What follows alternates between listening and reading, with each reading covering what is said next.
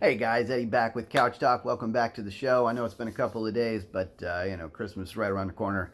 Going crazy. Got kids, so you know how it is. But before we get started, please hit like, please hit subscribe below, turn your notifications on. If you stick with me, I promise I will earn your viewership.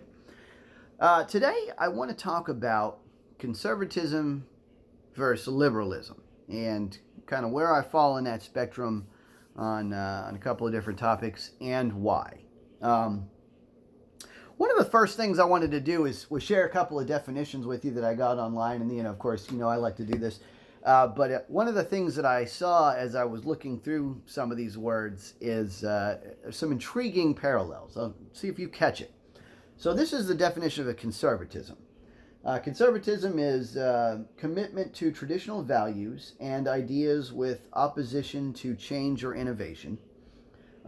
Or two, the holding of political views that favor free enterprise, private ownership, and socially traditional ideas. All right, so pretty standard stuff there. Probably what you assumed conservatism to be. Here's liberalism.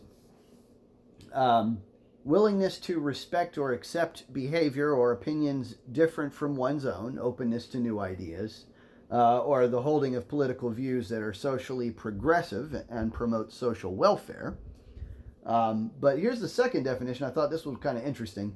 A political and social philosophy that promotes individual rights, civil liberties, democracy, and free enterprise. So, kind of intriguingly, there's a lot of overlap there, right? And I think one of the things that we've lost as a nation is the sense of that overlap, because I believe that conservatives and liberals together both believed in a free enterprise at one point. I think that regardless of whether you were conservative or liberal, you were still basically capitalist in America for a long time. Now, I think that some people have grown away from capitalism because they think that liberalism is, it's basically the counter, the answer to capitalism, the kind of polar opposite. But I don't think that's true. I think that capitalism is still congruent with liberalism. I don't think it has to be. I don't think that liberalism has to be, capitalist, but I think that it certainly can be. Now, the reason I'm conservative is that I believe in those very same civil liberties, the civil rights that are in both definitions, those individual freedoms, right? I believe in the basic inalienable rights. I believe in life, liberty, pursuit of happiness, life, liberty, pursuit of property, whichever one you want to go with. Both of them work. Honestly, to me, pursuit of property and pursuit of happiness are really just an extension of liberty. But I think that the basics are still summed up in those first two, right? Life and liberty, right? And to my mind, I don't believe in either one of those two being more valuable than the other. For example, I don't think it would be right to restrict the liberty of somebody to promote the life of someone else. I don't think it would be right to restrict the life of somebody to promote the liberty of somebody else, or vice versa. I think that neither one of those basic inalienable rights is more important. That's why, for example, I don't believe in slavery, although obviously slaves contributed directly to somebody else's property, to somebody else's happiness, right? But that didn't make it right, because it infringed on the freedom of the one, right? If you have to restrict somebody's rights to promote somebody else's rights, I think at the very basic sense, you've left that inalienable right sector, right? Like you've left the building, right? One of the things that I think is interesting about today's socialistic style government system, that we see in not only in America's government but also abroad more often, is this concept of wealth redistribution, right? And the biggest problem I have with it is that it does exactly that. It infringes upon someone's liberties to give to someone else, right? Now, I walk down the street every day, and I could go out right now in downtown Durham, and I could find a guy who's lying on the ground homeless. And I could look at the cars passing by and see somebody drive by in a Porsche and could tell you with a reasonable degree of certainty that the person with the Porsche doesn't need $100 as much as the person that is lying in the gutter. But I don't know anybody who would go rob him to give to that person. And I find it very intriguing that if I were to take any one of my liberal friends and show them that exact situation and hand them a gun and say, "Go, I want you to go rob that guy with that Porsche. I want you to take that Porsche, sell it, and then give the man over here his money," almost none of them would say okay.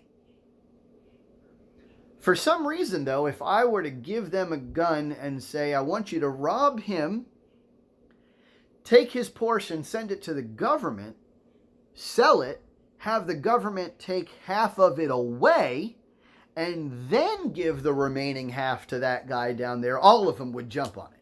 And I don't understand why. Because to me, you really haven't changed anything, right? You still have someone in need, someone who's probably not in need, although we don't know, by the way, right? Like, that's one of the problems. And we don't have the right of restricting this person's liberties to give to that person. Now, do we have the right to give to charity of ourselves? Absolutely. Absolutely.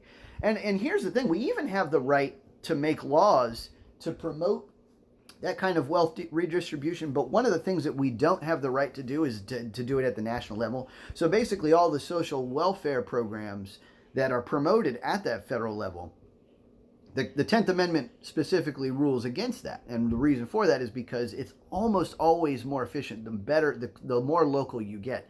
Plus, you're almost always more likely to be surrounded by people of like ideology at the local level. Right? So, like, I would have no problem at all with a bunch of people getting together who all are like-minded, all want, instead of giving to charity, they all want the government to manage their money for them in giving to charity. I got no problem with that. If they want the government to do that, they are welcome to have their government do that. I don't want them imposing their will on me. I don't want them imposing their will on everybody else in America. I think if they want to go live in a little community where their municipality does exactly that, it pools all of the money and then sifts that money around to those who need it most at the moment, I got no problem with that at all. That's why the Founding Fathers set up our Constitution to revert responsibilities back to the most local form. Because at the local form is when it makes the most sense. As you start branching out into bigger and bigger forms of government, state level, federal level, it gets to the point where now you're imposing that ideology that isn't held by everybody in the community. Now you're putting your will on every other person in America to do that same wealth redistribution. And that's not okay with me, right? That's where you've left not only the Constitution, but you've probably left the moral framework that we all mostly operate off of, right? And that framework is exactly that you can't just take from one person to give to another. No matter who, we don't get to play God, all right? We don't get to choose who we think needs the money the most. That's not an appropriate thing for either a human or really for government. Now, again, I don't have any problem with charities. I can tell you that right now, if you give your money to the government and expect the government to give that money to someone in need, they're not likely to do it with any great efficiency. They're probably going to chop up 50, 60, sometimes even 70, 80% of it before it gets spit back out and given to the people that you'd want it to get to. If you instead, for example, go to Immaculate Conception Church and donate to their hunger program, I guarantee you every dime goes to that people. It goes to the person who's hungry. Every dime. So, I mean, I would think that you would want to do it there instead. One of the things I found was interesting as I was doing my research is that conservatives donate more to charity than liberals do, which to me I thought was a very odd stat, an odd statistic. And I think the reason for that is because I think liberals seem to have this kind of fundamental belief that that's the government's job. I don't know where they got that belief because it's definitely not in the Constitution. Like, for example, if you think about, revolutionary times, right? If you think about the founding fathers, they had the opportunity to promote Social Security. They had the opportunity to do welfare programs. They didn't do it. Why not? Well, the reason for that is because that would be doing exactly what I'm telling you. Like that would be to restrict one person's property to promote somebody else's. Doesn't make any sense. Now, there are ways to implement social safety nets, right? And again, like I said, those are at the local level. At the federal level, it almost always breaks down. You almost always get into a scenario where you're chewing up too much of the money, where it's just not efficient enough. And plus, like I said, you've left the Constitution. You've also left the more local you get, the more like to those communities you will be. And there's nothing wrong with that. There's nothing wrong with having local communities that are not very diverse in ideology, right? But it is for that reason that governments do best at the local level.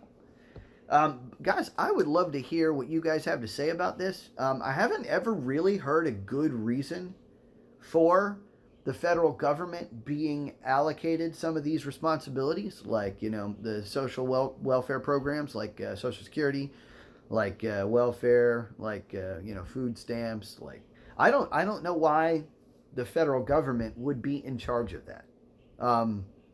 I know the desire is that we force everyone to do it, because the fear is that someone doesn't want to do it, right? Someone doesn't want to give up of their income, and that we may not have enough. Well, the funny thing is, that's my fear also, and that's exactly why I don't want the federal government doing it, is because I fear that someone won't want to do it.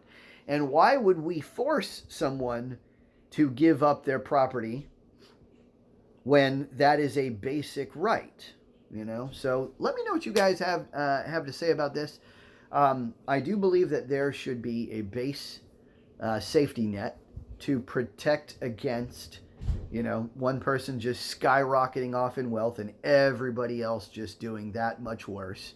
There is a generic base level of life, liberty, and property that I think everyone should have. I don't think it's probably quite as high as most of my liberal associates. And I think that there are ways that we can accomplish it at the basic level, at the local levels, and without even using government at all.